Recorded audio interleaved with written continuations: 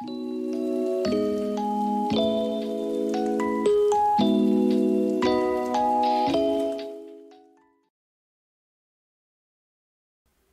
lads, welcome back to Kossi's Arsenal podcast. My name is Kossi. Good morning, good afternoon, good evening, wherever you are in all parts of the world. Welcome back to the channel. Welcome back to a brand new video. This is your preview. Arsenal take on Aston Villa in 3 hours from now. And that is the title decider. That is the title race there, guys, beginning and it is not stopping until the end of the season. This is our title start. This is the real title charge. Forget the 20 games we played. Forget all the three losses we've gone through in the past 2 weeks. The title race now begins. We take on Aston Villa under Unai Emery. They will want to prove a point. I think Unai Emery as a manager will want to prove a point to this Arsenal side that I was the man. I needed some more time. I needed the resources. I needed everything that you've given to Mikel Arteta. And probably I could have been a better manager. But this is not the time for us to yield to such pressure. This is not the time for Arsenal to be thinking of whether we can or we can't beat Aston Villa. For me, the result today has to be one. Arsenal winning. It should come at all costs. Ugly win, VAR madness. I do not care. It should be 3 points. And if we win today, it means we bounce back. If we win today, it means that we put pressure on Manchester City. We're playing still today at 6 p.m. And that is how important this game is. Because if you're playing, if you're Arsenal and you're playing at 3:30, and Manchester City are playing at 6 p.m. It means we have a chance to go 3 points clear of Manchester City. If they fail to beat Nottingham Forest, the title lead then actually slips. So it's going to be like that for me for the upcoming weeks. Arsenal going up, and then Manchester City going up, and then Arsenal going up. I think many people are thinking this is when Manchester City rests through the roof. This is when Manchester City just run away with the title. I don't see that happen. I don't think Manchester City are going to be 10 points clear of Arsenal at any point in this season. Now that is being so confident. That is me being very, very optimistic. But of course, we know the quality of this Manchester City side. We know what they can do. We know how good they are. We know how well managed they are as well. So we've got to win our own games. We've got to look at our own plate. In the last 3 games that have come on our plate, we have failed to capitalize in either of them. So this is the time for us to bounce back. And you can see down there, Arsenal, this is a must win. Emery versus Mikel Arteta. The question, guys, can we beat Aston Villa? And that's what I want to focus on in this video. What do we have to do different that we have not done in the previous games? I don't want to focus on to Aston Villa so much. They're a very, very good side. I think Unai Emery has done a very, very good job in terms of getting them together and getting them back on the road. And I need your predictions in the comment section there. But I think it is about Arsenal. This video should be about Arsenal. There is something that we are not doing. There is something there is something special that we were doing 20 games ago, 3-4 months ago, that we are not doing. And all the clubs that have beaten us have seemingly on the pitch been better. All the clubs that have beaten us, starting from Everton, they looked better. They looked like they deserved the win. Then Brentford looked like they deserved the win as well. And Manchester City definitely deserved the win. So why? Why is it different? Why have we changed from a club that plays every game with a lot of intensity, with a lot of speed, with a lot of tenacity, with a lot of fight, a lot of passion, to a club that allows opponents deserve points and even allows them to take them away? Let's get this video to 300 likes if you're watching live. If you're not and you're watching on replay, in the comment section, let me know of your score prediction. Now, let's start off with the starting 11. Let's start off with your starting 11s. Who should be dropped? I don't want to know, because we pretty have the same, starting 11. I don't want to know the whole 11. But who do you think should be dropped today ahead of Aston Villa? Now, the news I'm getting, the last minute news I'm getting, is that Thomas Partey will not be involved in this game unless otherwise. But he won't be involved in the game. It seems like he didn't travel with the team. So that is a huge blow to Mikel Arteta. That's a huge blow, to the team. But this is a game still we can win without Thomas Partey. So Partey out of this one. I mean, again, it had to be a last-minute call. Yesterday, Mikel Arteta said that he was stepping onto the pitch a little bit, but he felt a little bit of discomfort in the muscles. Now, that means Partey out again. Partey out of this game again. I think Partey might come back on the first day of March when we are playing Everton. Right? I don't expect him to play today. I don't expect him to play against Leicester City. That is next weekend, right? Those are 2 away games that is going to be missing, and those away games are going to be absolutely crucial. Now, of course, you know our winning percentage is only 52% without Thomas Partey, and then it rises up to 77% when we have Thomas Partey. It literally highlights the importance of Thomas Partey and why Mikel Arteta was hell-bent on going, I'm going to sign Moises Caicedo. I want us to sign Moises Caicedo come what may, right? So if Partey is not in, then definitely it's going to be Jorginho. I don't think I would love Mikel Arteta to make so many changes to the starting lineup. I think Ramsdale is okay in goal.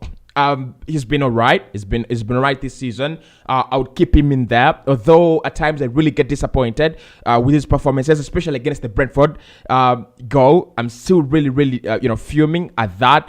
But he's been all right this season. He's been okay. He's been average. I don't think he's been exceptionally good, but he's been average. I think Emi Martinez at Aston Villa has been a far better goalkeeper than Aaron Ramsdale has been, the whole season. Because I think with Emi Martinez, you're having a goalkeeper who's stopping a lot of shots. With Emi Martinez, you're having a goalkeeper who has to do and deal with the lack of quality in a defense of Ezra Konsa and Tyrone Mings, to be honest, okay? So, but Ramsdale in goal, that's all right. Benjamin White, for me, doesn't come back straight in. Tomiyasu stays at right back. And for me, Mikel, this is one of the bravest calls. And I know he won't call it. But this would be one of the bravest calls he would do and make as a manager, right? Hit that, hit the like button and hit that, subscribe button as well.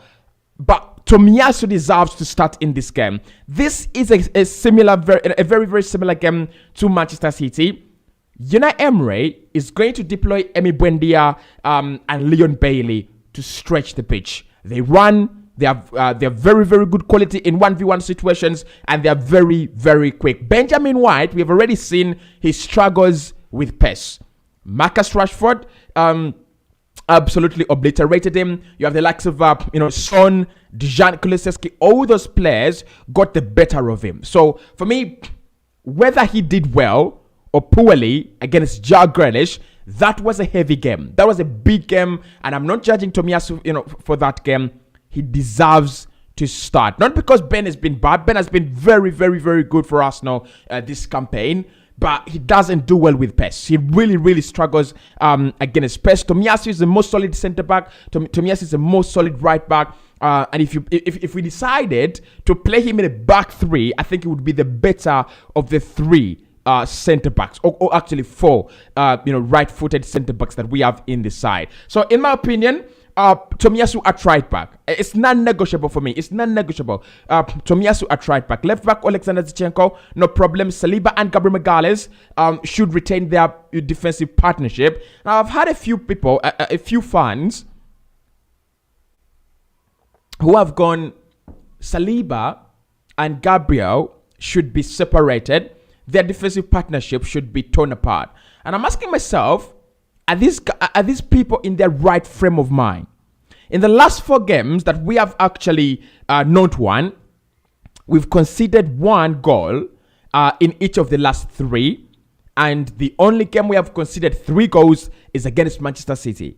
Now, a backline that is not allowing more than 1 goal past them, that is not a backline I'm disturbing.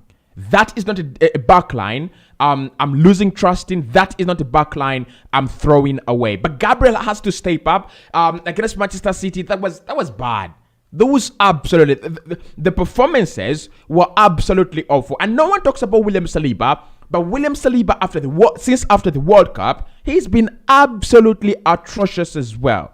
Okay, so if you're going to talk about Gabriel, then we've got to talk about William Saliba. But I think that defensive partnership can win us the title. That has already solidified top 4. That partnership has already solidified top 3. It can solidify top 2. It can also win us the title. So those ones untouched. Now in midfield, let's be honest. Emile Smith-Rowe must be introduced in the game. This is the game where we can make any changes. Now I still remember Mikel Arteta's ridiculous changes in the Europa League when we played Villarreal. Villarreal was still under the, under the caretaker, is it caretakership or something? They were being managed by Unai Emery, and he made a very silly change. Smith-Rowe playing down through the middle as a false 9. I'm not saying he should do that, but what I'm saying is rest Xhaka, keep Xhaka out of the team for now. Xhaka out, Emile Smith-Rowe in. Martin Odegaard retains his captaincy role and his number 10 role in the team. Absolutely brilliant for Arsenal this season. And then Jorginho. Now, those are so many changes to make, but we need a fresh look. It's being too predictable. We are being too predictable. It's easy for clubs to see us through, right? And that's why I really love to do this preview 3 hours to the game, because I think when Mikel is sitting down there right now, he's thinking, what do I have to do? What do I have to do different to win this game today? Pep Guardiola talked about it in his post-match press conference, and he said, with Arsenal, they have to find better ways of winning football, right? They've been the best team in the country, give them credit for that, but then teams have actually phoned them out.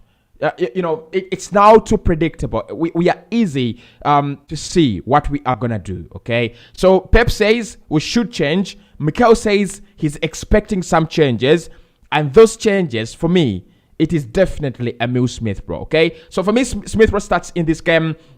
It's the kind of game that you would love him to come into. I don't think Villa are very, very, high pressing side. It will be a very important game, but I won't be surprised if it is a low quality game, okay? Because that is what Villa are all about. So that is it. Emile Smith-Rowe comes into the team for me. And then Martinelli plays down through the middle. Martinelli as a false 9. Saka on the right. On the left is Leandro Trossard. The player that needs to drop in this team is Eddie Nketiah. Mark my words. Not because he's playing poorly. Not because of that, but he's becoming more of an Erling Haaland, right? Look, our system is all about getting more players into the penalty area. Our system is all about getting more players forward, and everyone can score, right? Ever since, and this is the question, ever since Eddie Nketiah started to play as a number 9 for us, how many chances have fallen to Martinelli? How many chances are falling to Gabriel Martinelli? How many chances are falling to Granit Xhaka? And that exactly is my point. The reason that's why everyone played very well and under the leadership of Gabriel Jesus up front, him leading the line and everything, is simply because Gabriel Jesus as a player allows a lot of mobility on that forward line. He allows Odegaard to get into goal scoring positions. He allows Xhaka to get into goal scoring positions. He allows Saka to drift inside when he drifts wide, and he allows Martinelli to drift inside when he drifts to the left, right? And we've always said that, yeah, there is a problem with Gabriel Jesus. He doesn't always be in the middle, but that is his advantage, and that is his strength as well. The moment he drifts away, then Gabriel Martinelli drifts inside. The moment he drifts away, then Saka drifts inside. Ever since Eddie Nketiah started playing into the system, he's done well, he's done all right. I think he presses well. I think he turns players, around very well. But where is the electricity? Where is the current that is channeling into these other players? Is he working the channels? He's not. And if he's working the channels, the players are seemingly not getting the vibe. So get him out of that lineup. Get him out of that lineup right now. Get a player who's not a number 9. Get a player who's even more clinical than Eddie Nketiah. And that player for me is Gabriel Martinelli. I don't want to drop Gabriel Martinelli. I don't feel whatever is happening to this to his form is actually his fault. I actually don't think. And this is my reason. I've looked at a couple of chances. I've looked at a couple of scenarios where we have to play the ball, to play Gabriel Martinelli in, and we have not. Xhaka against Manchester City, we didn't. Eddie Nketiah against Manchester City, we didn't. Eddie Nketiah against Brentford, we didn't. So Martinelli as a player has, is making those runs inside. Martinelli as a player is making those runs down through the middle when Eddie Nketiah is a little bit away or late. We are not playing that ball in. Why? Somebody explain. Somebody tell me why we are killing Gabriel Martinelli. So for me, the guy who needs to get out of that starting lineup is Eddie Nketiah and Granit Xhaka for now, right? For now. Eddie, I'm sorry. I think it's a little bit harsh. He's actually done a very, very magnificent job. But I don't think there is something Eddie does that Martinelli doesn't do. And I think Martinelli would allow us those, opportunities when a team is playing a high line. Martinelli would allow us then play that ball over the top. It's as simple as that. So Martinelli, number 9. Trossard then starts on the left-hand side. Come on, guys. I mean, we need to agree on this, right? It's high time Leandro Trossard started for Arsenal. It's high time we cut the crap. It's high time we stopped the bullshit. And this Mikel Arteta bullshit of favoritism needs to stop, right? We understand Eddie Nketiah is your boy. We understand Xhaka is your boy. But the favoritism does not win you the title. Look at all the best managers in world football. Carlo Ancelotti is a guy that will bench each and anyone that is actually not performing well just to get his team on track. And I've been watching Madrid this whole season, and I envy that guy because he drops Luka Modric, he drops Toni Kroos, and he plays Eduardo Camavinga and Aurelien Tchouameni in midfield. And it actually works out really well, right? He plays Ceballos at times. He plays, if you're a top manager or if you want to become a top manager, favoritism is not a concept for you. Favoritism, untouchable egos, untouchable players, it's never a concept in your dressing room, right? So for me, I expect Mikel Arteta today. I expect him to start Leandro Trossard.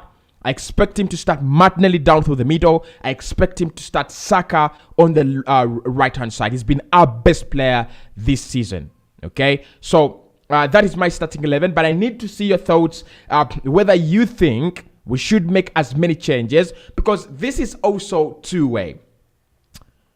Are we ready for the changes, right? We already have 2 first changes. That is Gabriel Jesus now and now Thomas Partey.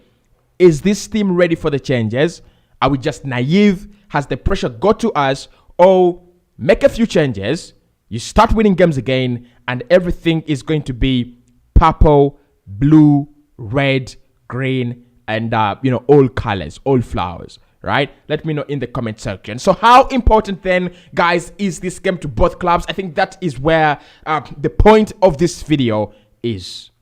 How important is this game for both clubs? First and foremost, I think Unai Emery has done a very, very good job. He's sitting in 11th on the table of the Premier League. I think many Aston Villa fans, with a season, with the start they had, if you told them that your club will be 11th right now, they would take it, right? If you told them 2 months ago that your club will be 11th on the Premier League table, many of them would have taken it. Many of them would have said, I don't care where we are. I don't care the results. I'll take 11th. They really, really started off very, very poorly. And the last 2 games, they've lost them. But prior to that, they had won 2 games in a row and drawn 1. So they have 2 losses in their last 5. They have 1 draw and 2 wins. Now, I think both of us are quite unlucky. We were beaten by Manchester City 3-1 in our previous fixtures.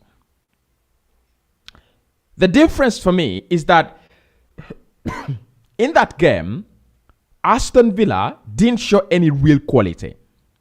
They showed that they are a massive threat on the break. They showed that you have to stop Oli Watkins and do that, but they didn't show that they have that quality to stop a club like Manchester City. On the other side, Arsenal did it for 45 minutes. We were brilliant for 45 minutes in that Manchester City game. In the other half, it was all about self-destruction. We were trash. We were shite. We were absolutely bogus. Absolute bogus, right? We played in that game in the second half at the Emirates. So that is the difference. And can Arsenal pull out their first half performance against Aston Villa? Can we do that? If we can, then it's going to be absolute history. So how important is this game to us? First and foremost, we are looking for our first win in 4 competitive games in all competitions. We're looking for our first win in the Premier League in 3 games. We've not won in 3 games. Actually, I could be right about this. Have Arsenal won a game in February? We have not. This is alarming, but it is true. Arsenal have not won a game of football in February. Ever since we started February, let's see. Let's take Everton was on the first day of February. Okay, we lost that one.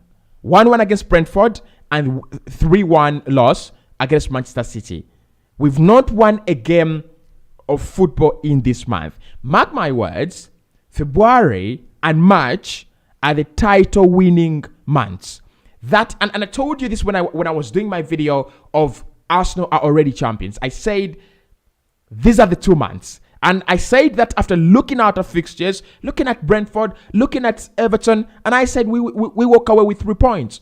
We walk away with 6 points out of those games. It's a shame. It's a shambles that we didn't actually, take maximum points. So this game is going to be very important for Arsenal, for Mikel Arteta, because he knows it's now or never. You either bounce back now, or you give Manchester United a chance to close in. One thing we cannot do is allow Manchester United to close in, because if they do, then that means our concentration is no longer on City. Our concentration is going to be on Man United. That is where we lose the title, right? That is where we lose the title race. That is where it actually goes away. If Arsenal dare think about fighting and competing with Manchester United, it's gone. It's gone. United should not even be anywhere near to these conversations. We will play the Europa League final somewhere in May, I think May, against Man United. That is my prediction, okay? So until the Europa League final day, we have nothing to be concerned with Man United. All we've got to do is win our games. United will drop points. I reckon they will drop points this weekend as well. Like, I think Leicester City have been very, very good. United played in midweek, and they also have a game on Thursday. A very, very important game. So it's going to be a little bit eating them up, right? So don't focus on United. Focus on Manchester City and focus on our next fixtures. So that is how important it is for Arsenal. You win this, you bounce back, you can start then creating that kind of run that, 10 games maybe, 8 games maybe, or 9 games unbeaten run, okay? Then with Aston Villa, I think this is a game that won't be very, very important to them, but they'll be looking to bounce back as well. 2 losses in their last 2. They'll be looking to bounce back. They're quite safe. They have 28 points. They are 8 points clear of relegation. 8 points clear of relegation, okay? And then you look at the difference between them and Manchester City is actually 3 points. Sorry, and Chelsea. It is 3 points on the Premier League table. I think that is where they'll be looking now. Can we maybe go ahead of Chelsea, go ahead of Liverpool? Because Liverpool is 4 points ahead of them, and Brentford is 6 points ahead of them. So they still have a real shot to top 6 maybe. They might be looking at the UEFA Conference League. I'm not really sure they can actually get that. But look, this game is perfect. This game is absolutely perfect. Villa won't feel like, oh, we lost this game, there is a lot we are losing, nothing. Actually, when they lose this game, even if they lose this game, they have, look, unless Crystal Palace win, their league position doesn't change. And we're talking about a Crystal Palace side that I don't think will win. Do they play Brentford today, Crystal Palace? I think they do. I don't think they will win this game. Let's see. Crystal Palace, who are you playing?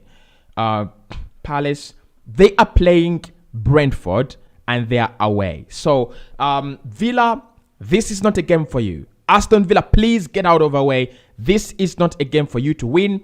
This is not a game for you to fight for. This is a fixture set in stone for Arsenal to win. But of course, let me know your thoughts in the comment section. I would really, really love to know what you think about this, because in the last section of this video, we're going to be talking about what Arsenal need to do, right? What have we done wrong? What do we need to do to get 3 points? I think, many Arsenal fans here will feel a little bit disappointed in the team in the last 3 games.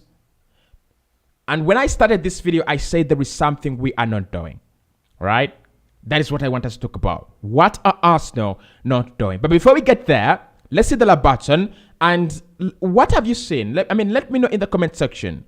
What have you seen in this Arsenal side that you feel is lacking? What have we not done right in the previous games? I would really love to hear from you, right?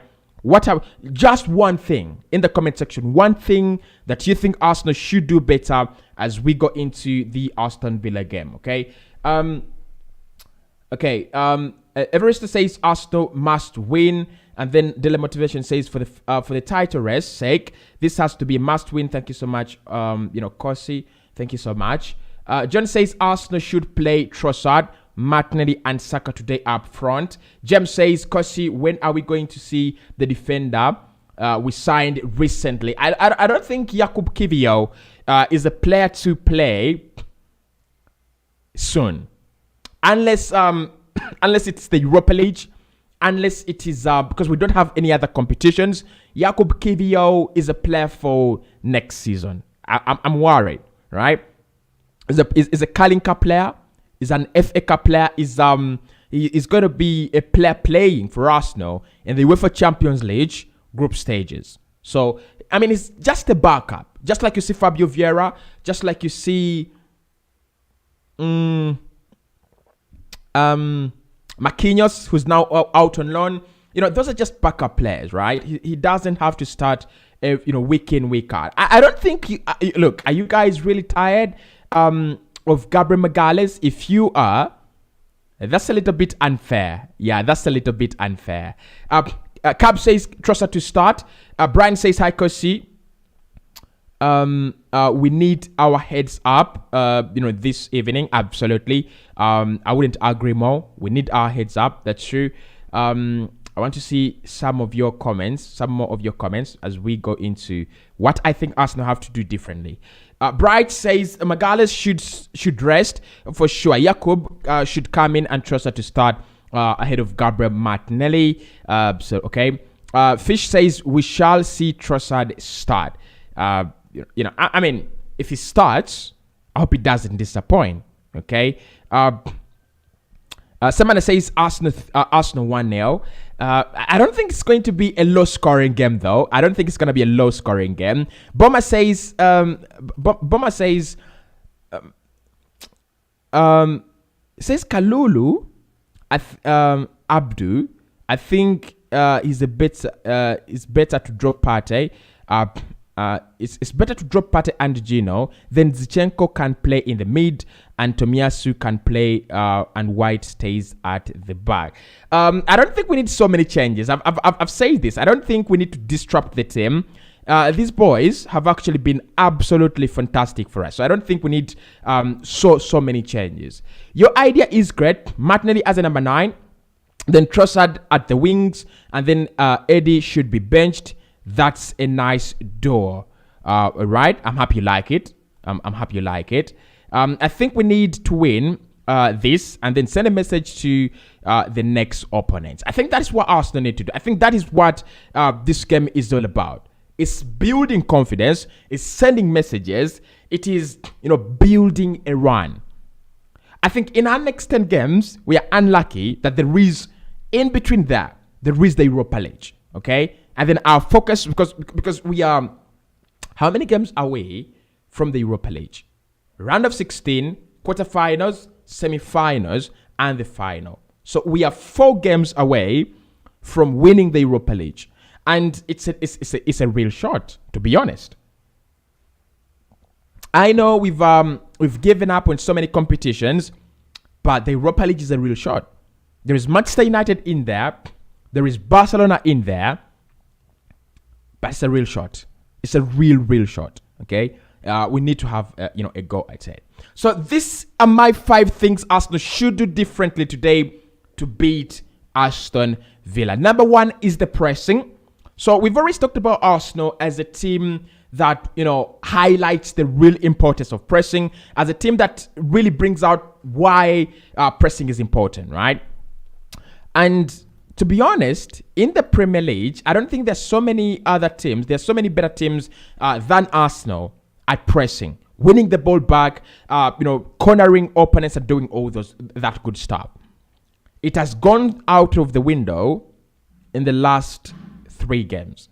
We didn't press well against Manchester City. Actually, Manchester City pressed better than us. That is why they forced so many mistakes. That is why they capitalized on so many mistakes, okay? So we need to press better, okay? We need to, when we are out of possession, we need to make sure that within 20 seconds, right, we are all over the place. Within the next 20 seconds, those are 40 seconds, we already have the ball back. Look, against Brentford, our pressing wasn't that bad. But against Everton, oh my God, against Everton, our pressing was absolutely horrendous.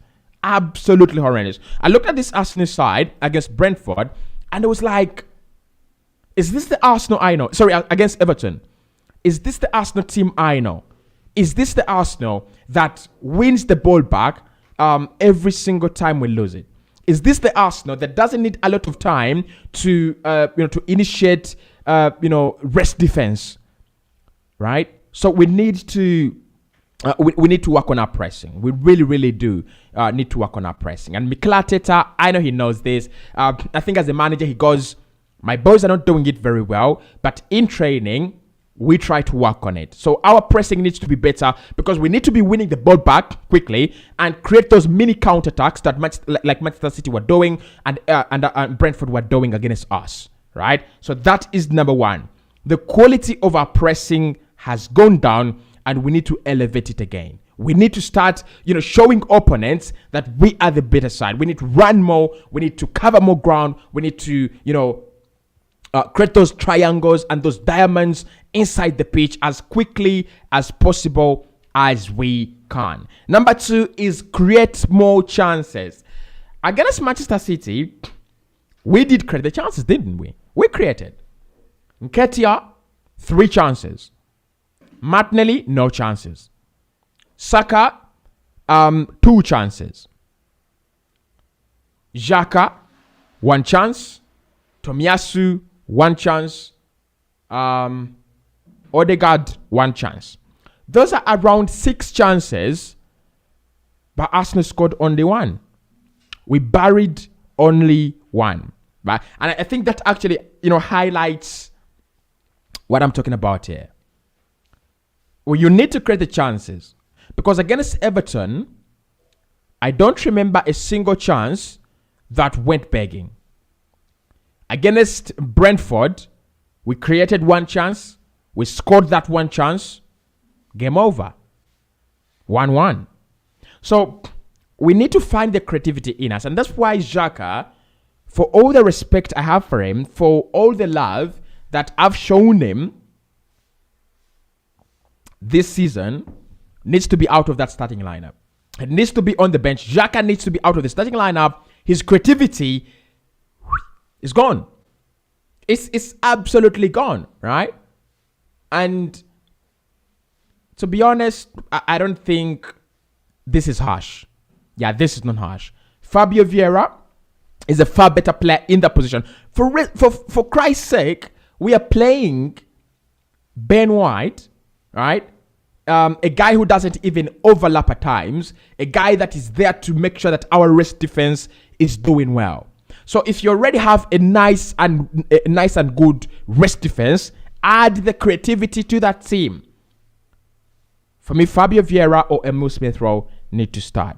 We need to create more chances. It can't be Martin Odegaard. It can't be. We saw it against Manchester City. Kevin De Bruyne, yes, he had an assist and a goal, but the magic was done by Ike Gundogan, wasn't it?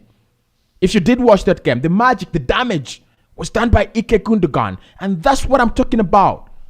They have De Bruyne, Gundogan, and Bernardo Silva. Xhaka is not Gundogan, to be honest. Xhaka is not Ike Gundogan. Xhaka is not Bernardo Silva. Xhaka is not, for me, he's not even Vitaly Jensen. Or Vitaly Janit. He's not there. He's not giving us what we need, right? And I just pray that, Arsenal get to their senses, and when it comes to the summer, we think about Nicolo Barella. He's one of the players that Arsenal should be thinking about. Nicolo Barella. Watch this. He's one of the players Arsenal should be thinking about. If you're looking for that number 8, that's going to create chances, run all over the field, govern the game and everything. If you're looking for the next Marco Verratti, it's Nicolo Barella. There is no question. I thought it would be Sandro Tonali. No, it's not Sandro Tonali. It's not Sandro Tonali. It is Nicolo Barella. He's the gold. He's the gold. I don't even care about Jude Bellingham. Let Liverpool, Man United fight for Jude Bellingham. Can Arsenal go and get 80 million and place it on Nicolo Barella? We will be getting the best player, in midfield. Okay, so to create the chances, Martinelli is a dead end. Trossard comes in. Xhaka is a dead end in terms of creating chances. One of Emile Smith-Rowe and Fabio Vieira comes in. Then that problem is solved. Problem number 3 is what we have to do. Take your chances. This is something I say every day on the podcast. Take your chances. Take your chances, Arsenal. I mean, how do you win games? By scoring goals. There's no question. If you don't score, you don't win games. So we need to take our chances. Against Manchester City, could have easily been 3-3. I could be lying. But it wasn't.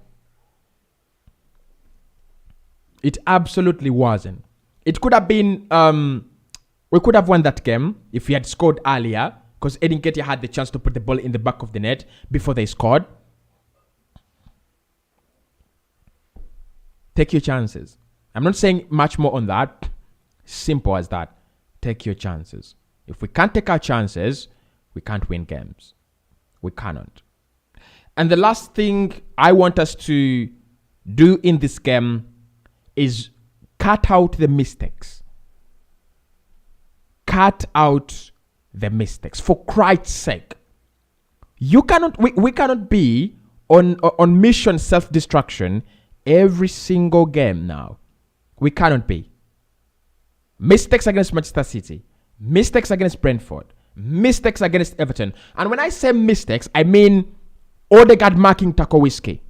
When I say mistakes, I mean Gabriel giving away the ball to Bernardo Silva.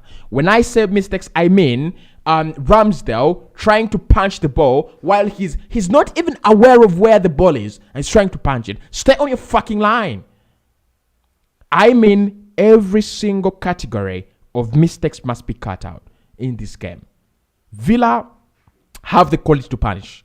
Buendia, Watkins, Leon Bailey.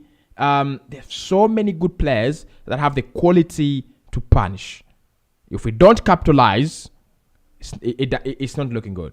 It's absolutely not looking good. So I want to take a few of your last comments and then we call it a stream. Calvin says, hi, Kosi, Tomiyasu right back, Trossard left wing, and Martinelli center forward will lead us to an early win.